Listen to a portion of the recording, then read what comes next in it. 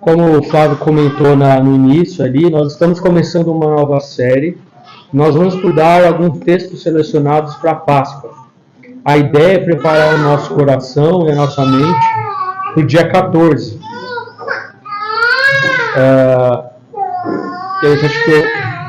A Páscoa, o Flávio comentou que a Páscoa é o ponto, talvez a festa mais importante para todos os cristãos, mas eu diria que, de acordo com a palavra de Deus, é o ponto mais importante da humanidade. E a gente vai tentar estudar esse aspecto, eu vou tentar defender dessa maneira, e acho que a gente vou tentar mostrar de alguma forma que, de fato, a Páscoa é o ponto mais alto para todo mundo, para toda a humanidade, que foi onde Deus reconciliou o mundo consigo mesmo. A Páscoa ela vem ao longo da Bíblia inteira. A gente vai ver primeiro que lá no início, no Êxodo, né, a Páscoa, depois que acontece o Êxodo, Deus sempre fala da Páscoa, sempre fala da Páscoa. Olha, eu sou o Deus de vocês que tirou a terra do Egito. Eu sou o Deus de vocês que tirou a terra do Egito. Eu libertei vocês da escravidão. Não é à toa que o Senhor Jesus ele pega ele faz da Páscoa, ele traz um novo significado e, por assim dizer, um novo testamento. É como se a ceia substitui a celebração da Páscoa como era feita lá, como foi feita no Egito. Mas também a ressurreição é como se fosse um novo êxodo. Assim como os israelitas foram libertos da opressão, nós também, por causa da ressurreição de Cristo, somos também libertos. Ou seja, a obra de Cristo, ela é o cumprimento de tudo aquilo que o Velho Testamento estava anunciando. Mas não somente por causa que nós estamos falando aqui do passado, né? Mas o ponto que a Páscoa é o ponto central para os cristãos. Eu gosto bastante do Natal também. Mas a Páscoa não é à toa que foi a única festa que foi, vamos dizer assim, ordenada a gente celebrar. Porque ela traz esse aspecto que eu acabei de dizer, porque Deus sempre veio desde o início lá falando sobre a libertação, falando sobre a obra dele, que ele ia resgatar o povo dele. Mas também é algo que aconteceu naquela época, mas antes disso, já havia, antes inclusive da criação do mundo, Deus já tinha preparado um plano. Eu já citei isso aqui mais de uma vez, mas eu vou pegar esse gancho. Lá no Apocalipse, capítulo 5, eu vou ler. Quando João está esperando a revelação para a humanidade, né, ele acaba chorando e tal, e ele acaba contemplando o Senhor Jesus. Ele diz lá em Apocalipse capítulo 5,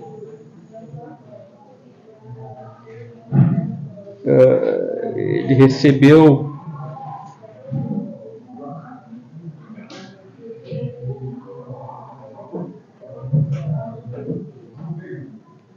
Apocalipse capítulo 5,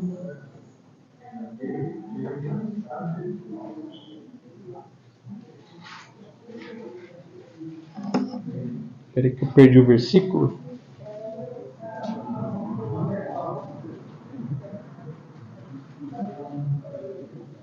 Calma aí, deixa eu...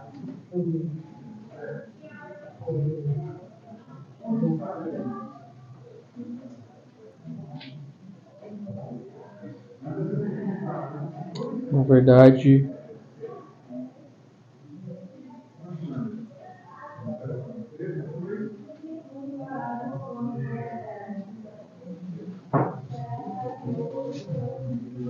capítulo 13, na verdade. Apocalipse capítulo 13, versículo 8.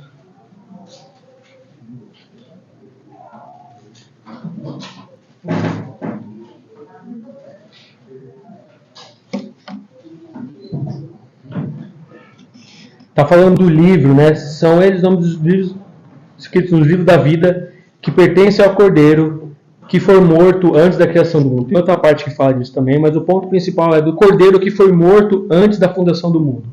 Ou seja, o propósito de Deus na história, a coisa principal que Deus ia realizar na história da humanidade é a imolação do Cordeiro, é a morte do Senhor Jesus Cristo na cruz.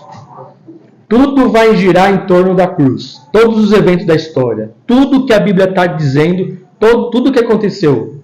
Pode pensar em qualquer história que a gente lê na Bíblia, desde o Gênesis até o Apocalipse. Inclusive as coisas do futuro também. Tudo é reorganizado em torno da cruz. Porque é só a cruz que reconcilia, que fala que Paulo vai trabalhar isso de modo extensivo, que foi na cruz que Deus ele reconciliou todas as coisas consigo mesmo.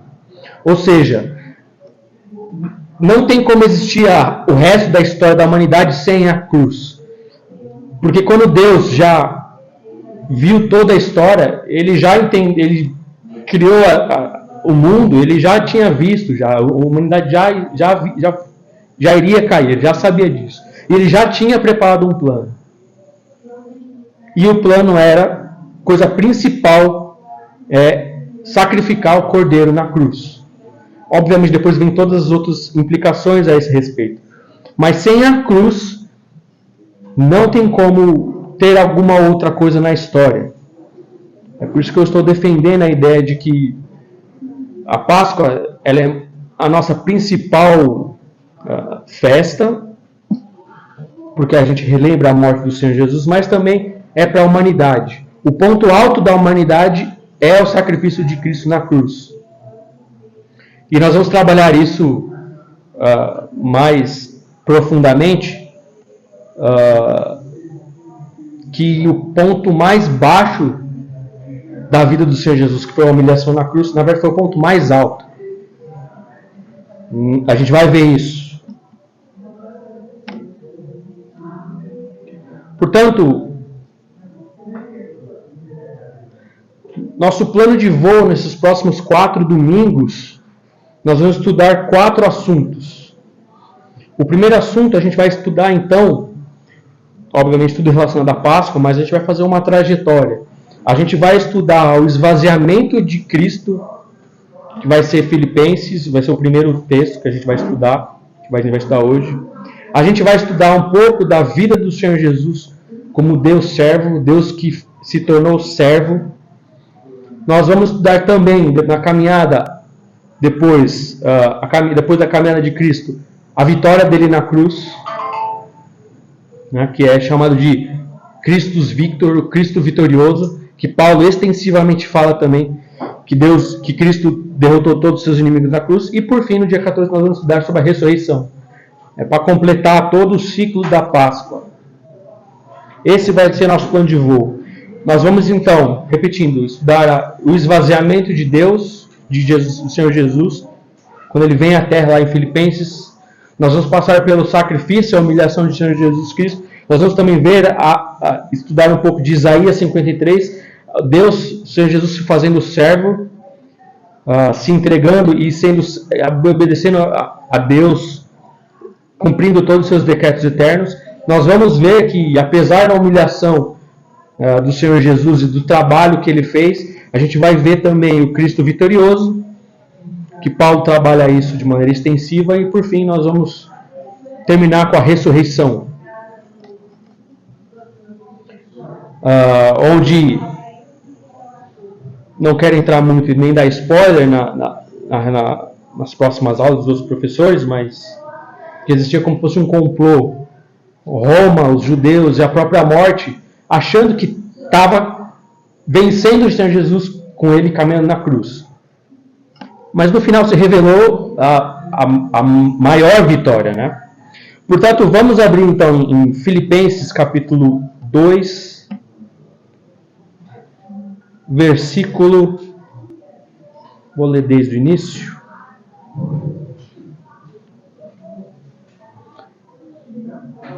Desde o 2, na verdade, versículo 2. Isso?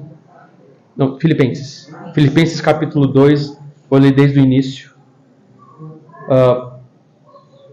Estou lendo na NVT. Diz assim, Filipenses capítulo 2, versículo 1. Há alguma motivação estar em Cristo? Há alguma consolação que vem do amor? Há alguma comunhão no Espírito? Há alguma compaixão e afeição? Então completem a minha alegria concordando sinceramente uns com os outros, amando-se mutuamente e trabalhando juntos com a mesma forma de pensar em um só propósito. Não sejam egoístas, nem tentem impressionar ninguém. Sejam humildes e considerem os outros mais importantes que vocês. Não procurem apenas os próprios interesses, mas preocupem-se também com os interesses alheios. Agora o ponto principal. Tenham a mesma atitude demonstrada por Cristo Jesus. Embora sendo Deus, não considerou ser igual a Deus fosse algo a que devesse se apegar. Antes disso, esvaziou-se a si mesmo, assumindo a posição de escravo. E nasceu como ser humano. Quando veio em forma humana, humilhou-se e foi obediente até a morte, e morte de cruz. Por isso, Deus o elevou ao lugar de mais alta honra, e lhe deu o nome que está acima de todos os nomes, para que, ao nome de Jesus, todo joelho se dobre nos céus, na terra e debaixo da terra, e toda língua declare que Jesus Cristo é o Senhor, para a glória de Deus, o Pai. Então, aqui o pano de fundo, o que Paulo está dizendo? Por que Paulo começou esse texto? Basicamente, só uma recapitulação histórica, Filipos era uma cidade importante ali, fica ali na região da Turquia. Era uma região importante onde passava muito comércio, era uma região importante ali para poder, como se fosse um posto avançado ali de Roma. E dada a importância da cidade, por causa do comércio, por causa da posição estratégica, muitos cidadãos romanos que tinham servido a César tinham ido morar lá. É como se fosse, a gente se aposenta, a gente quer sair de São Paulo, a gente vai para onde? Não sei, para a praia, talvez? Como se vocês querem ir para a praia ou para o interior. Filipos era mais ou menos isso. Soldados romanos ou cidadãos romanos tinham servido a Roma e eles se aposentavam nessa região. Por isso, a cidade de Filipos, ela tinha uma atmosfera assim de Roma.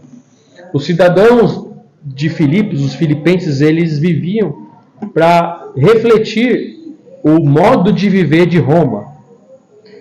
Então, eles usavam as roupas romanas, eles falavam às vezes latim, todos os trejeitos e a modo de viver de Roma. Então, essa era a característica da cidade de Filipos e dos filipenses. É como se eles se orgulhassem de ter um passaporte romano, por assim dizer. Então, a carta aos filipenses, ela é interessante porque Paulo, uma das primeiras igrejas que ele implantou ali, ela é uma carta muito pastoral, assim, ela é muito amigável. Ele não chega a dar aquelas broncas que ele está dando em Coríntios ou em Colossenses. Ele dá um puxãozinho de orelha, como aqui no capítulo 2, mas ele está basicamente dizendo assim: a nova cidadania, a cidadania de vocês não é mais baseada em Roma, mas no Evangelho. A vida de vocês não é mais organizada segundo os valores, a cultura e o culto a César. A vida de vocês, a verdadeira cidadania, é agora em torno do Senhor Jesus Cristo, do Evangelho, e da cultura diferente que é a cultura do reino. Portanto, Paulo está dizendo, esse orgulho que vocês, esse modo de vida que vocês vivem, vocês têm que deixar para trás e vocês têm que se modificar essas atitudes. É por isso que ele diz que eu vou trabalhar mais isso, falar, tenha o mesmo sentimento que o Senhor Jesus teve.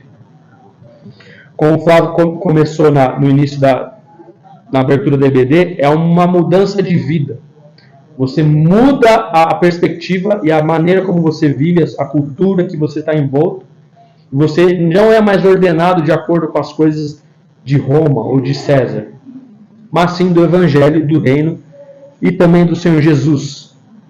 Basicamente, então, o pano de fundo é esse. Paulo está dizendo, a verdadeira cidadania de vocês não é a romana, mas a cidadania do céu. Então, no Evangelho, a cidadania não mais se definia como os valores de Roma, mas como em volta do Evangelho. E toda a carta de Filipos está alicerçada nessa porção do capítulo 2. É interessante como Paulo ele não chega e fala, vocês não têm que ser orgulhosos, tal. Ele vai no âmago, assim, ele vai num negócio tão profundo. Não que ele esteja dando uma bronca, mas é como Paulo não sabe brincar. Assim. Paulo ele poderia ter respondido assim, não ser humilde, vocês têm que ser humilde e tal, porque humildade, ser orgulhoso é pecado e tal. Paulo ele não brinca em serviço, ele responde ele dá uma resposta ao modo orgulhoso dos filipenses viverem, falando da obra do Senhor Jesus Cristo, só que ele não brinca em serviço. E eu vou tentar passar isso nessa primeira aula e vou recapitular lá na última aula com a ressurreição. E vai fazer sentido. Portanto, olha como Paulo... Essa não é uma carta aqui igual de Romanos, que Romanos é muito mais difícil. Só que ela tem uma coisa, uma densidade que... Oi. Eu não sei se acrescenta ou não. Sim, pode falar. Talvez Paulo tenha falado isso porque ele, judeu, comprou cidadania romana. Sim. Ele pode ter descoberto que isso também não era o mais importante. Aí ele deve ter dado essa escala para eles lá. Sim, também. Depois ele acaba apelando, né, para a cidadania romana dele, né, porque, enfim. Mas, de qualquer forma, assim, olha que interessante. Provavelmente essa porção aqui do esvaziamento de Cristo, alguns estudiosos dizem que era um hino cantado pela igreja de Filipos. É bem interessante isso. A gente não tem certeza se isso é verdade. A gente não sabe se foi Paulo que escreveu isso e depois os filipenses transformaram em hino, ou se já era um hino e Paulo pegou esse hino e colocou aqui na carta. Independente disso, esse é o cerne da carta de Filipenses. É a partir disso que vai se reordenar toda a carta. Olha que interessante, não sei se vocês perceberam, aqui é o cerne da vida e da obra do Senhor Jesus, do modo mais abrangente. Não sei se vocês perceberam no versículo 5, tem a mesma atitude demonstrada pelo Senhor Jesus, embora sendo Deus. Ele está falando da eternidade do Senhor Jesus Cristo.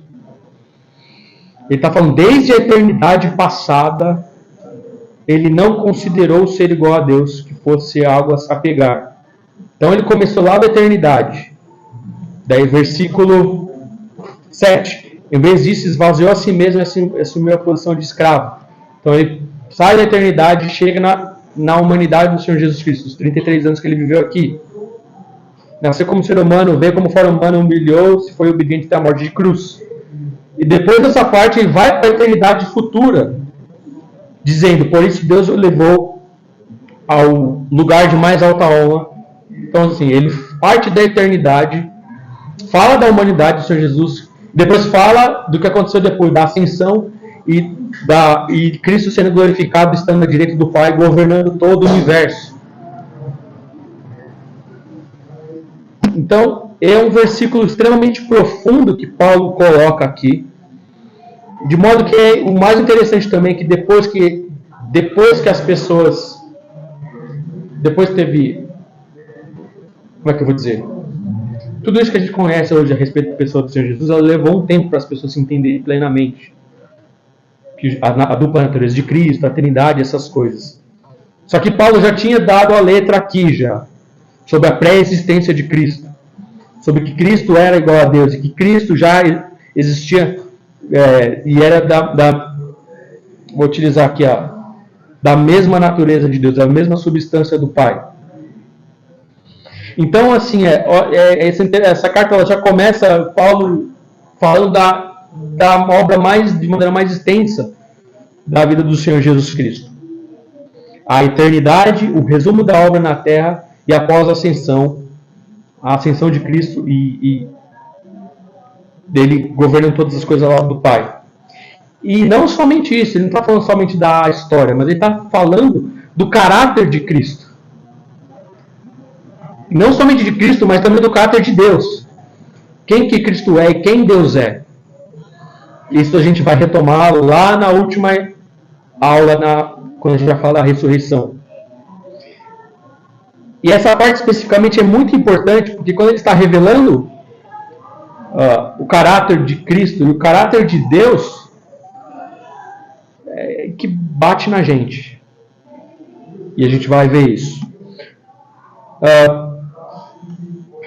Olha que interessante. Vamos lá voltar no versículo 5. Tenham a mesma atitude demonstrada por Cristo Jesus. O que ele está falando aqui, né?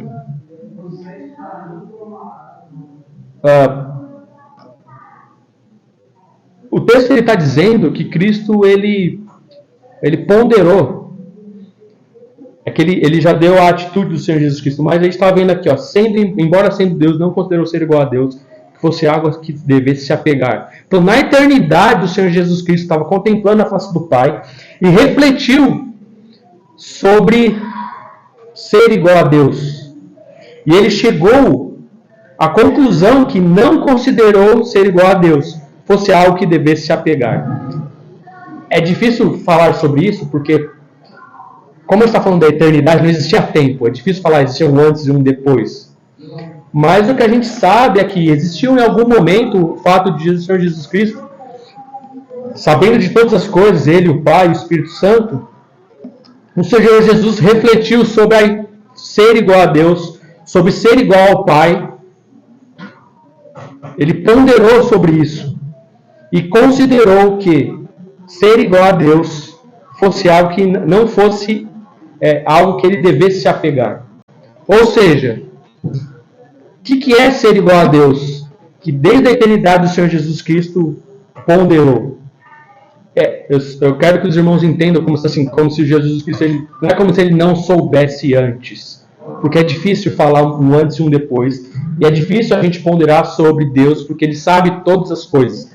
Não é exatamente assim. Mas a gente tenta moldar de uma forma que a gente entenda. Tá? Não é assim, Cristo não sabia disso e depois ele passou a saber. É uma forma de Deus tentar explicar pra gente o caráter dele. E a gente divide em tempos antes, passado, presente e futuro, porque a gente não consegue imaginar a eternidade. Tá? Eu não quero que os irmãos pensem assim, quer dizer que Jesus não sabia disso e depois ele sabia. Não é exatamente isso. É só uma maneira de Deus revelar o caráter dele. Mas voltando aqui. Olha que interessante, então. Ele está dizendo aqui. Então, na eternidade, o Senhor Jesus estava contemplando a face do Pai. E, entre aspas, vou colocar aqui de novo, entre aspas, ele considerou que ser igual a Deus não fosse alguma coisa que ele devesse se apegar. Embora ele fosse Deus. E esse embora também é muito importante, que a gente vai estudar. Depois eu vou retomar lá na ressurreição. Essa atitude do Senhor Jesus Cristo é interessante porque bate na gente, porque o pecado nosso de Adão e também de Satanás foi justamente querer ser igual a Deus. Adão estava lá, era uma criatura, estava tudo bem. E o diabo ele tenta falando o quê para Adão? O que Adão fala? O que a serpente fala para Adão? Comendo o fruto do conhecimento do bem e do mal seriam igual a Deus. Basicamente o diabo falou: você é uma criatura, você tem plena comunhão com o Pai, você tem domínio sobre a terra, mas o negócio legal mesmo é ser Deus. Então, olha que interessante, o pecado de Adão, ele quis ser igual a Deus, e o pecado também de Satanás, quando narra que Satanás diria, subirei aos altos céus e serei igual ao Altíssimo, né? Então assim, usurpar, ser igual a Deus, é o pecado original de Adão, é o nosso pecado. Todas as vezes que a gente peca, a gente está, basicamente Deus dizendo, isso aqui é certo, isso aqui é errado. A gente peca falando, eu vou fazer o errado. É o fruto é o conhecimento do bem e do mal, é querer nós mesmos definir o que é certo e o que é errado, e o que é bom, o que é mal para a gente. E a gente vai ver, e a gente pode observar, na verdade, isso muitas e muitas vezes. Assim. O homem querendo ser igual a Deus, o homem querendo ser independente de Deus, o homem querendo ser desligado de Deus e falar, eu sou autossustentado, eu me sustento. E o Senhor Jesus Cristo, ele faz exatamente o contrário. O problema é que nós não somos Deus. A gente quer ser igual a Deus. E Jesus Cristo, ele faz o contrário. Ele era Deus, ele é Deus. E ele abdica de todas as prerrogativas de ser igual a Deus. E vem na forma de homem. É por isso que quando alguém pergunta, por que Deus não resolveu o problema do pecado, simplesmente estalando o dedo e falando, agora está todo mundo perdoado. Porque o Senhor Jesus Cristo ele tinha que vir na forma de homem e fazer tudo aquilo que a gente não consegue na forma de homem. E aí começa a se desenhar, então, esse caráter da humilhação, do esvaziamento de Deus. Essa palavra, o esvaziamento de Deus na igreja é chamada de akenosis. É o auto-esvaziamento de Deus. E isso é a ideia importante justamente por causa desse ponto. O Senhor Jesus ele acaba se esvaziando, tendo o caráter de Deus, e a gente vai ver isso lá no futuro, que não é exatamente embora sendo Deus, é porque ele era Deus, ele se esvazia. Porque só Deus consegue se entregar dessa maneira. Nós somos egoístas, a gente quer se autopreservar. Na reflexão do Senhor Jesus, ele entendeu que ser igual a Deus era se entregar, se esvaziar e se entregar para que a humanidade pudesse viver. E a carta dessa passagem ela está dizendo que a gente vai observar esses aspectos ao longo desses 4 domingos, que o Senhor Jesus ele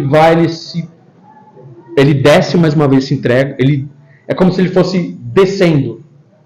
Ele estava na glória com o Pai, vira homem, desceu. Virou servo, desceu mais uma vez. Virou servo obediente, desceu mais. Servo obediente que é uma obediência infinita que leva ele para a cruz e desceu mais. Que era a forma mais humilhante que tinha. A gente vê nesse texto aqui, o Senhor Jesus Cristo, como fosse a explicação de que Jesus se esvaziou. A gente vai vendo dentro do Senhor Jesus no texto aqui. Ele foi igual ao homem, desceu. Ele foi um servo, ele desceu mais ainda. Ele foi um servo obediente, desceu mais ainda. E foi até a cruz. É como se fosse o ponto mais baixo assim, da humilhação do Senhor Jesus Cristo. Mas a gente vai ver isso depois no capítulo, a partir do versículo 9, que esse é o ponto mais baixo. É o ponto mais alto ainda, onde Deus revela toda a sua glória e revela o caráter dele. É por isso que quando a gente fala da cruz, né, quando a gente quer olhar a face de Deus e quem que Deus é, a gente olha não somente para Cristo, mas a gente olha para a cruz.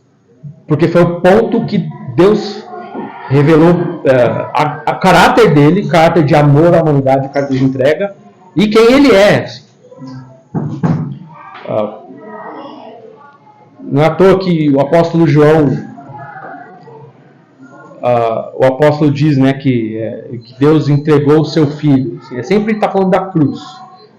Assim, o ponto central da vida do Senhor Jesus Cristo, o caráter dele é a cruz.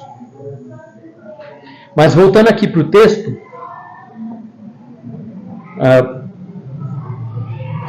então está falando do caráter do Senhor Jesus Cristo antes e dele ponderando a respeito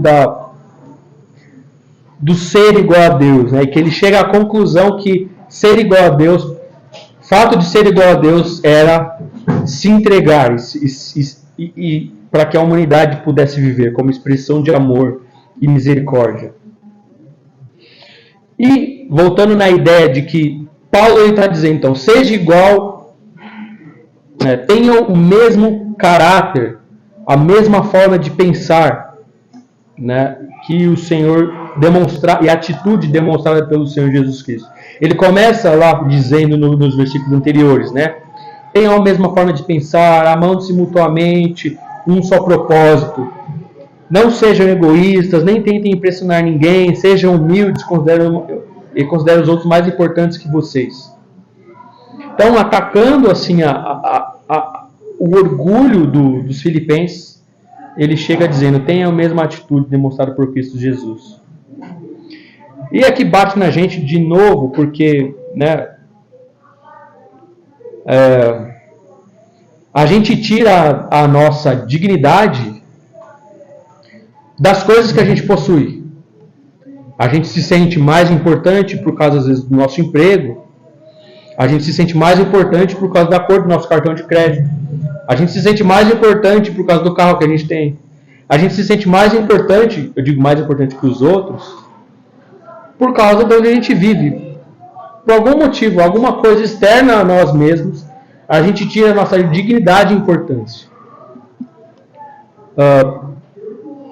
E Paulo, ele não está dando uma bronca, mas ele acaba dando uma baita de uma bronca dizendo, vocês estão tão orgulhosos por causa do passaporte romano de vocês, mas... E por isso que eu disse que Paulo não brinca em serviço. Ele vai no ponto... Como assim? Não tem exemplo maior que Paulo. Paulo não tem como usar um exemplo melhor do que esse para atacar o orgulho dos filipenses. E, por tabela, o nosso orgulho também.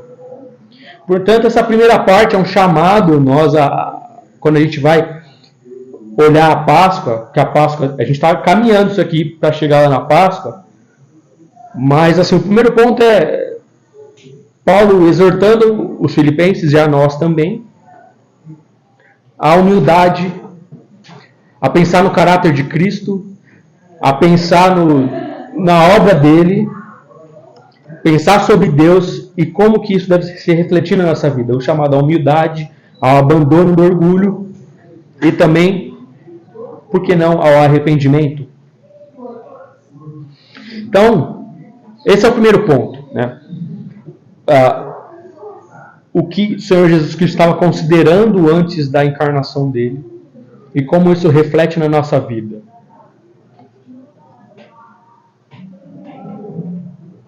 De modo que esse aspecto é muito utilizado por todos os apóstolos, dizendo que a nossa vida hoje, a igreja como se a imagem da igreja como fosse uma embaixada no céu, aqui na terra é muito, muito boa.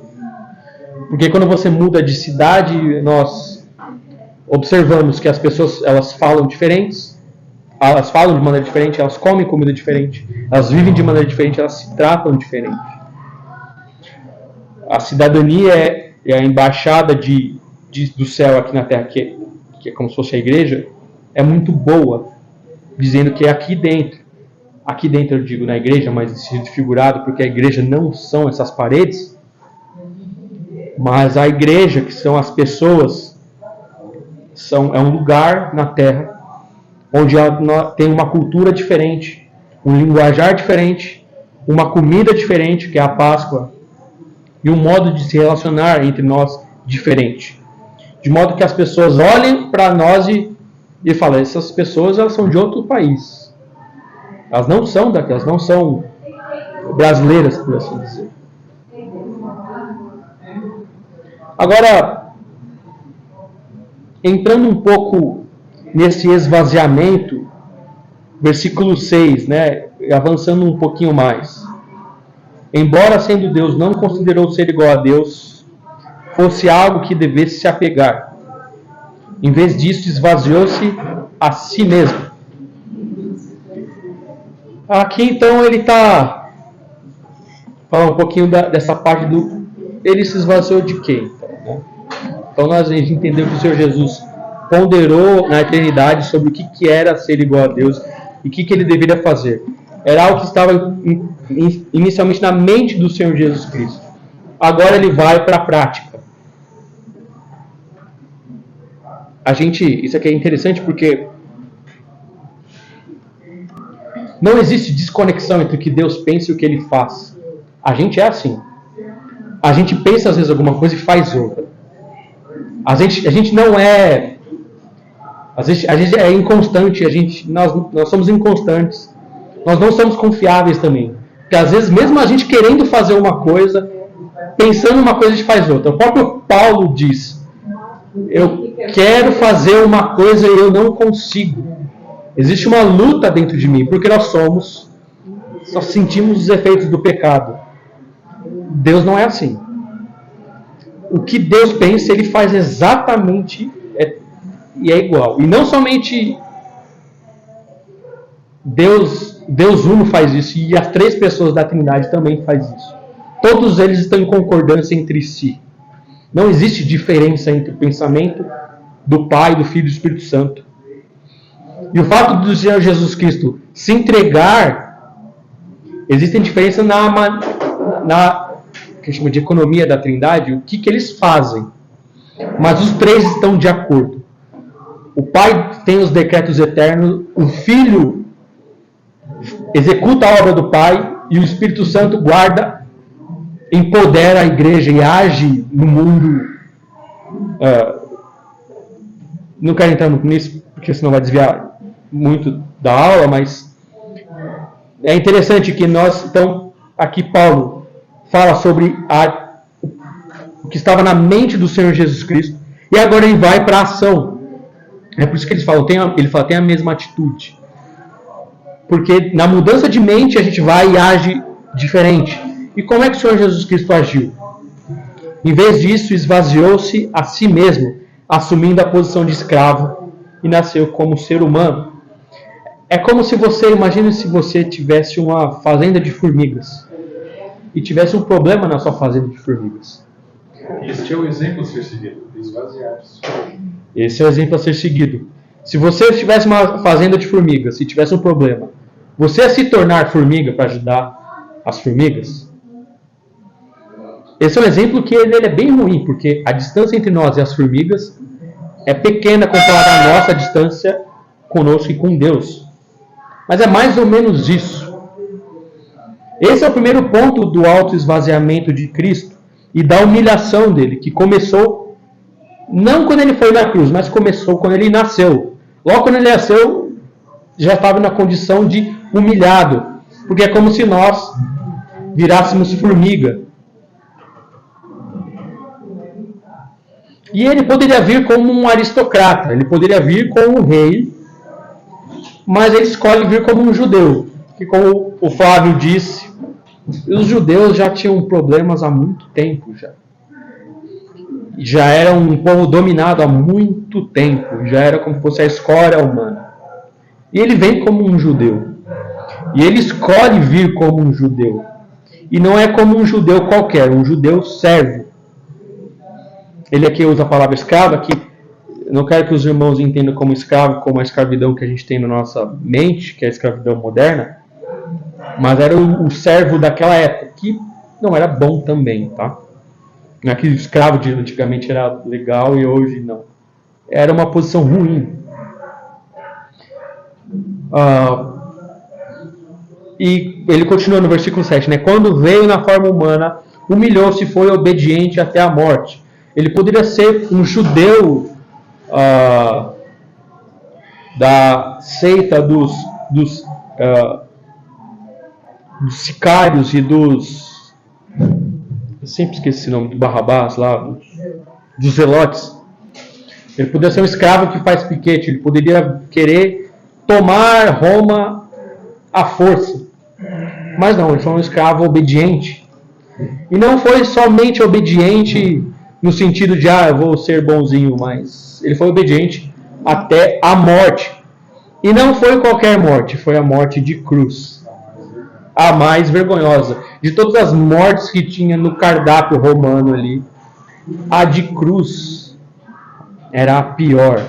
De modo que a gente estuda a história de Roma e fala, né? Roma, ela tinha a paz romana, a pax romana.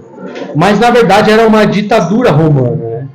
Quem não concordasse com Roma, quem fizesse rebelião, quem não pagasse os impostos, o que Roma fazia? Crucificava.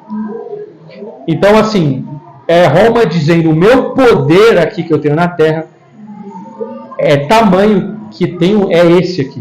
E você via as cruzes romanas nas estradas, às vezes, ali, né? E o Senhor Jesus, ele desce até o mais baixo nível, por assim dizer, se entregando dessa forma. E o interessante é que essa maneira, eu quero que os irmãos não percam isso de vista, que isso foi plano de Deus. A gente vai ver isso quando a gente estiver estudando talvez a próxima ou a terceira aula, que é o Deus servo. O caráter de Deus é de entrega. Ser igual a Deus é se entregar. O Karl Barth, ele tem uma frase que diz assim, que Deus não é escravo de si mesmo. Ele não é escravo do ego dele. Algumas pessoas acham que Deus ele é mesquinho, ele fica falando que as pessoas adorem ele. Não é isso. Deus, ele não precisa de adoração, porque ele é. Porque o fato de ele ser Deus, ele não fica como, me amem, me adorem. Ele não precisa disso. Ao contrário, a atitude de Deus é diferente. Pelo fato de ele ser Deus, ele é o único que tem o sentimento e a atitude de não se preservar, não levar vantagem. A gente é assim. A gente quer se preservar, a gente quer ficar protegido, a gente quer ficar seguro. Deus é o único, o Senhor Jesus Cristo é o único. É por isso que ele é o único que pôde ir para a cruz e fazer o que ele fez. Porque Deus não é escravo do ego dele. Ele é o único que pode, sendo Deus, abrir mão da majestade dele e se entregar como um servo. A gente não faz isso. A gente faz o contrário.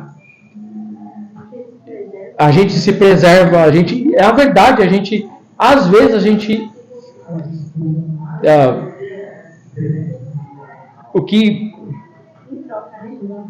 em troca de alguma coisa, mas eu quero jogar a luz aqui nesse ponto que Paulo, ele está trazendo a gente a humildade, a pensar no caráter de Deus e na obra dele. Só que o contrário da humilhação aqui na verdade, o contrário de ser orgulhoso é não somente ser humilde, porque a gente pensa que qual que é o contrário de ser orgulhoso? É ser humilde, né? Mas não é exatamente isso que Paulo está fazendo. Paulo está dizendo que o contrário de ser orgulhoso é ser obediente. É por isso que ele está construindo esse argumento aqui, dizendo que vocês são orgulhosos, vocês têm que pensar nos outros, vocês não têm que ficar se preservando, vocês não têm que se impressionar uns aos outros, como ele diz aqui no versículo 2 e no versículo 3. E ele diz, o contrário disso é ser obediente a Deus. Não é ser humilde, porque normalmente quando a gente tenta ser humilde, a gente usa uma falsa modéstia, né? Falsa modéstia é quando a gente sabe que sabe, mas fala, não sei não, sabe? A gente é meio falsa modéstia, mas não é isso que Paulo está dizendo. Paulo está dizendo que o contrário de ser orgulhoso, de tudo que ele falou aqui no versículo 2 e 3, é ser obediente a Deus. E ele está usando o exemplo, por isso que eu comecei dizendo que Paulo não brinca em serviço. Porque a gente, se Deus falar, você tem que... você tem que participar da Páscoa, você tem que ir para a igreja. A gente faz isso. Essa é a parte fácil. A parte difícil e o que Deus exige da gente é a obediência sacrificial. Você seria obediente quando alguém fala para você ser capacho? Se a gente consegue obedecer, sei lá, nossos pais, nossos pastores, os nossos chefes, quando a gente vai ser feito de capacho, a gente não faz isso. Então, é por isso que é tão difícil. Paulo não está dando uma bronca, mas ele acaba puxando nossa orelha por causa disso. Porque Paulo não sabe brincar, por assim dizer. É por isso que ele vai dizendo que o Senhor Jesus Cristo parece que vai descendo e descendo e descendo mais. Quando a gente vai obedecer, a gente negocia com Deus. Fala, Senhor, tem que fazer isso mesmo? A palavra está dizendo para eu fazer isso, mas será que tem que fazer mesmo? A gente fica arranjando desculpa mesmo. É isso que a gente faz. A gente negocia. Será que ele quis dizer isso mesmo? E o Senhor Jesus, ele vai fazendo, ao longo da trajetória dele, quando ele vai nessa caminhada descendente, ele vai cumprindo toda a palavra de Deus. E ele vai ser obediente. Aqui Paulo ele está falando a morte de cruz.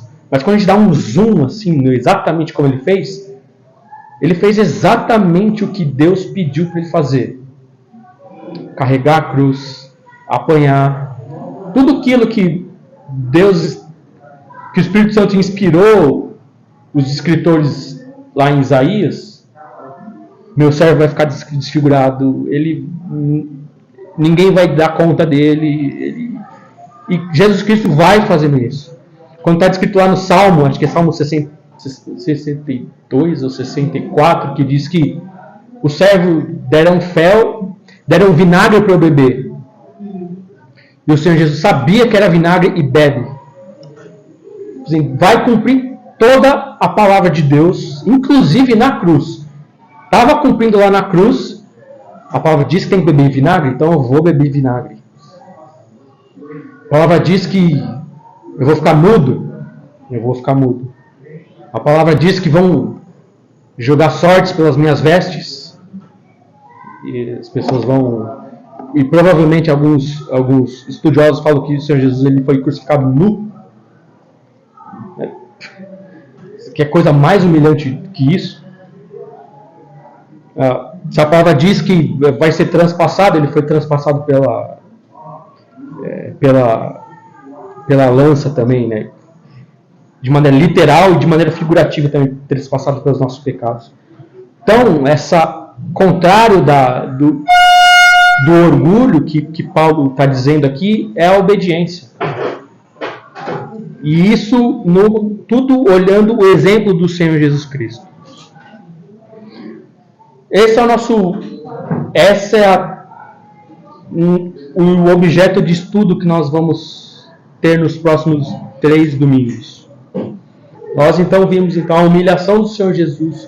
O Senhor Jesus considera que era ser igual a Deus.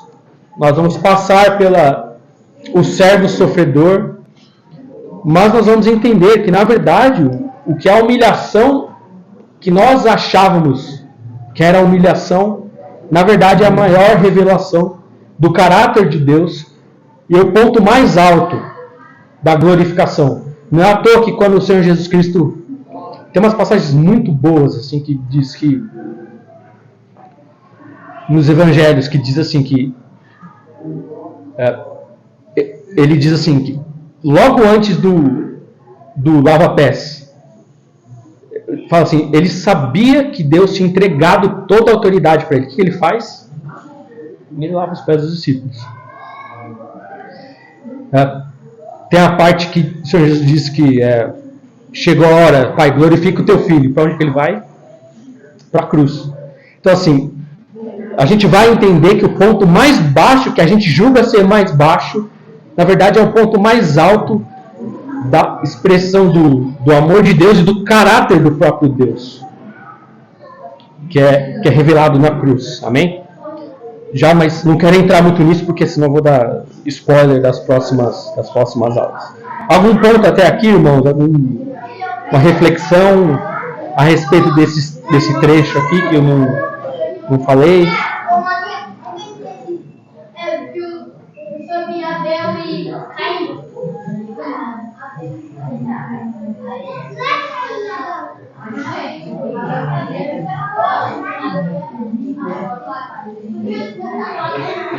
Eu vi uma pregação, né? Não. E na pregação a pessoa falava assim: você não deixou morrer o velho homem? E a partir dessa hora você nasce uma nova criatura. A pessoa defendia que nós não podemos mais ser sujeitos a ofensas, provocações, entendeu? Assim, o ego, né? Quando você ouvir alguma provocação, não existe mais o seu velho emprego, já é outra, então. Mas é difícil. Tem que nascer de novo. E é difícil mesmo. Mas a glória de Deus, Ele sabe disso, Você sabe que a gente não consegue. Por isso que tem a obra de Cristo, que é o que a gente vai ver quando a gente estudar a obra de Cristo, o Cristo vitorioso. Jesus veio cumprir humanamente o que o homem não consegue. E ele veio inaugurar também uma nova humanidade. Que é a ressurreição. Isso. Quer dizer o quê? Eu nunca vou conseguir fazer as mesmas coisas do jeito que ele fez. Ou, como ele já fez por mim, eu me entrego para ele. Você já começou a sentir os efeitos do reino futuro. Só que a gente ainda sente os efeitos do pecado. As coisas são como as sombras ainda. Está engatinhando. Às vezes você vence o pecado, às vezes você cai, você está ali na batalha. Mas é o que a gente chama de já, ainda não. Nós já estamos no reino de Deus, na nova era. Mas ainda não de forma plena. Por isso que a gente anseia com a volta de Cristo, que é quando todas as coisas, tudo isso que Deus prometeu, os efeitos do pecado, uma humanidade nova, um corpo novo, a gente sente efeito, doença, envelhecimento, tudo isso vai se manifestar de forma plena na segunda vinda. Ele inaugura de fato o reino. Por isso que ele fala, né? Se vocês estão vendo os cegos curarem, os coxos andarem, o reino de Deus já chegou em vocês. Mas ainda não de forma plena. Porque ele precisava cumprir a obra dele. Precisava ser ressuscitado. Enfim. É isso. Amém, irmãos?